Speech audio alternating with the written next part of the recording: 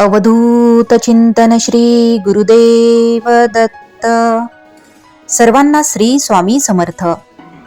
मित्रांनो, गुरुवारीच पिवळा रंग का घालायला सांगितला जातो? फक्त एक परंपरा म्हणून लोक पिवळे कपडे घालतात की त्यामागे काही आध्यात्मिक शक्ती, धार्मिक महत्त्व आणि वैज्ञानिक कारणही दडलेले आहे? आज आपण जाणून घेणार आहोत की गुरुवारी पिवळा रंग का शुभ मानला जातो, त्याचा संबंध गुरुदेव दत्त, श्री स्वामी समर्थ आणि भगवान बृहस्पती यांच्याशी कसा आहे, आणि हा एक छोटासा रंग आपल्या जीवनात सकारात्मकता, आनंद आणि यश कसे आणू शकतो. मित्रांनो, व्हिडिओ शेवटपर्यंत नक्की पहा, कारण शेवटी मी तुम्हाला एक अशी साधी गुरुवारची कृती सांगणार आहे जी तुमचे जीवन बदलू शकते. मित्रांनो, हिंदू धर्मात प्रत्येक वार एखाद्या देवतेला समर्पित आहे. गुरुवार हा दिवस भगवान बृहस्पती, गुरुदेव दत्त आणि सद्गुरूंच्या कृपेचा दिवस मानला जातो. पिवळा रंग हा बृहस्पती ग्रहाचा रंग आहे. ज्योतिषशास्त्रानुसार बृहस्पती हा ज्ञान, अध्यात्म, संपत्ती, भाग्य, विवाह, संतती आणि सद्बुद्धीचा कारक ग्रह मानला जातो. आणि म्हणूनच गुरुवारी पिवळा रंग धारण करणे म्हणजे बृहस्पतीच्या सकारात्मक ऊर्जेला आपल्या जीवनात आमंत्रित करणे होय. मित्रांनो, गुरुदेव दत्त हे त्रिदेवांचे स्वरूप मानले जातात. ब्रह्मा म्हणजे ज्ञान, विष्णू म्हणजे पालन, महेश म्हणजे परिवर्तन, आणि ही तिन्ही शक्ती दत्त महाराजांमध्ये एकत्र आहेत.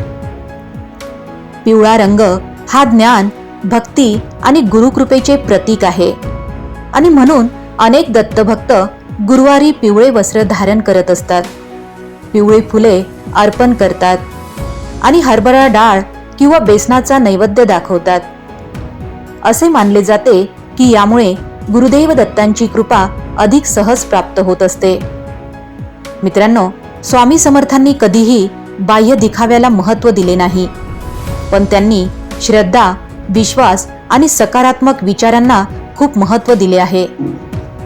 जेव्हा भक्त गुरुवारी श्रद्धेने पिवळा रंग धारण करत असतो, तेव्हा तो स्वतःला आठवण करून देतो की आजचा दिवस गुरुचा आहे. आज मी चांगले विचार करणार आहे. आज मी कुणाचेही वाईट करणार नाही.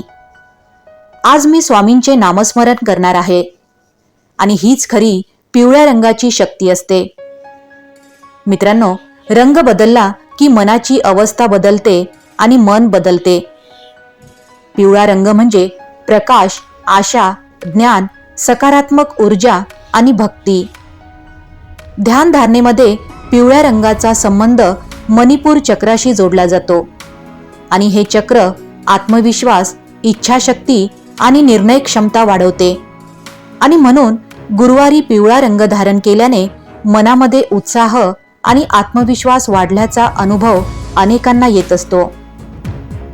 मित्रांनो, विज्ञान सांगते, अनेक मानसशास्त्रीय अभ्यासांमध्ये असे दिसून आले की पिवळा रंग मेंदूला उत्साही आणि आनंदी भावना देत असतो. हा रंग सूर्यप्रकाशाची आठवण करून देतो. जिथे अंधार असतो तिथे भीती निर्माण होते, जिथे प्रकाश असतो तिथे आशा निर्माण होते. पिवळा रंग आपल्या मनात आशा आणि उत्साह निर्माण करण्याचे कार्य करत असतो, आणि म्हणूनच अनेक शाळा, कार्यालये आणि सर्जनशील ठिकाणी पिवळ्या रंगाचा वापर केला जात असतो. मित्रांनो, याचा भावनिक अर्थ सुद्धा आहे. एकदा विचार करा, जेव्हा मोहरीची शेते फुलतात तेव्हा सर्वत्र पिवळेपणा दिसतो, आणि ते दृश्य पाहून मन आनंदित होते. लहान बाळाचे हसू, सकाळचा सूर्य आणि फुललेली फुले, या सर्वांमध्ये आनंदाची भावना असते. पिवळा रंग म्हणजे जीवन अजूनही सुंदर आहे याची आठवण करून देणे. जेव्हा आयुष्यात संकटे येतात तेव्हा हा रंग मनाला सांगतो, निराश होऊ नकोस, प्रकाश अजूनही तुझ्या सोबत आहे. मित्रांनो, गुरुवारी तुम्हाला काय करायचे आहे? तर गुरुवारी पिवळे वस्त्र धारण करायचे आहे. श्री स्वामी समर्थांचा जप करायचा आहे. श्री स्वामी समर्थ या नामाचा किमान 108 वेळा जप करा. गुरुदेव दत्तांचे स्मरण करा. गरिबांना केळी, हरभरा डाळ किंवा पिवळ्या वस्तू दान करा. गुरुच्या चरणी कृतज्ञता व्यक्त करा. मित्रांनो, गुरुवारी पिवळा रंग घालणे ही केवळ परंपरा नाही, तो श्रद्धेचा रंग आहे, तो गुरुकृपेचा रंग आहे, तो आशेचा रंग आहे, तो ज्ञानाचा रंग आहे आणि सर्वात महत्त्वाचे म्हणजे तो आपल्याला दर गुरुवारी आठवण करून देतो की आपल्या जीवनात कितीही अंधार असला तरी गुरुचा प्रकाश आपल्याला योग्य मार्ग दाखवत असतो. आणि म्हणून या गुरुवारी पिवळा रंग धारण करा. श्री स्वामी समर्थाचे नाव घ्या आणि मनापासून म्हणा, श्री स्वामी समर्थ, जय जय स्वामी समर्थ. मित्रांनो, जर तुम्हाला ही माहिती आवडली असेल आणि श्री स्वामी समर्थ, दत्तगुरु तसेच आध्यात्मिक विषयावरील असेच प्रेरणादायी व्हिडिओ पाहायचे असतील तर आपल्या चॅनलला नक्की सबस्क्राईब करा. व्हिडिओला लाईक करा आणि जास्तीत जास्त भक्तांपर्यंत हा संदेश पोहोचवण्यासाठी शेअर करायला विसरू नका. श्री स्वामी समर्थ, जय जय स्वामी समर्थ. पुन्हा भेटूया एका नवीन आणि प्रेरणादायी व्हिडिओमध्ये. तोपर्यंत आनंदी रहा, सकारात्मक रहा आणि स्वामींवर विश्वास ठेवा. श्री स्वामी समर्थ, जय जय स्वामी समर्थ.